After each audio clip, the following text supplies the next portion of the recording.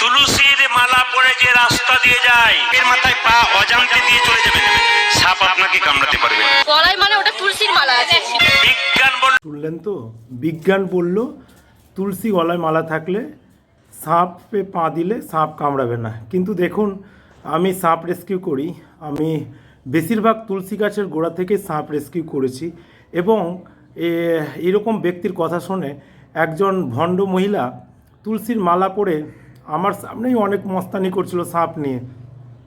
ঠিক আছে, তার বাড়ি থেকে সাপ রেস্কিউ করতে বিশাল মানে ভণ্ডামো করছিল, বুঝলেন। কোনো উপায়ে হয়তো তাকে রেস্কিউ করেছিলাম। সে সাপটা কী ছিল জানেন?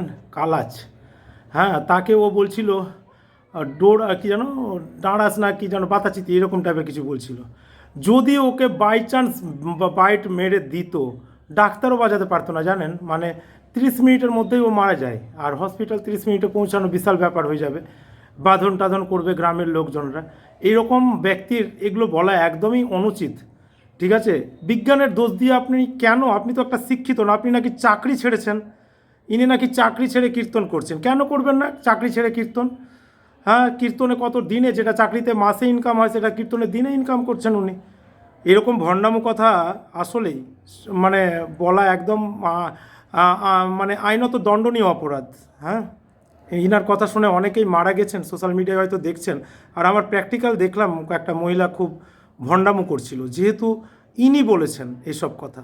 বিজ্ঞান বলছে, বিজ্ঞান নাকি, বিজ্ঞান কি বলে?